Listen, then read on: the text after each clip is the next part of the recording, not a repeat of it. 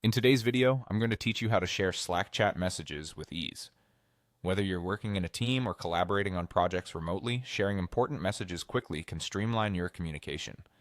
Let's dive into it and get your messages shared effectively. First things first, head over to Slack. If you're working on your computer, open your web browser and navigate to the Slack workspace that you want to access. If you're using the Slack app, simply launch it and make sure you're logged in. If you need to sign in, follow the prompts and enter your credentials to access your workspace. Once you're on the Slack interface, you're going to look for the Google icon. This might sound a bit unusual, but trust me, this is part of the process. You'll want to click on that Google icon here. After clicking the Google icon, you'll be prompted to select your Google account. This step is crucial because it helps ensure that your Slack workspace is properly connected to your profile if it's set up with Google SSO, single sign-on. Choose the appropriate account when prompted. Next, click on Continue.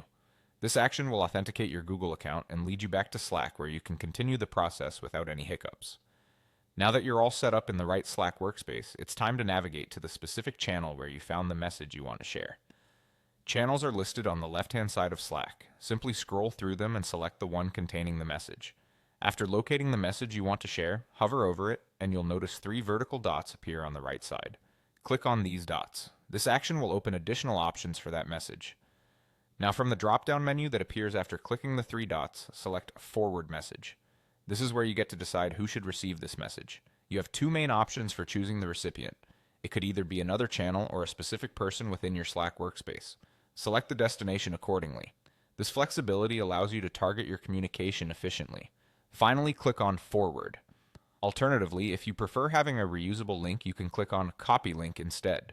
This option is particularly useful if you want to paste the message into different channels or send it to an external email or messenger platform.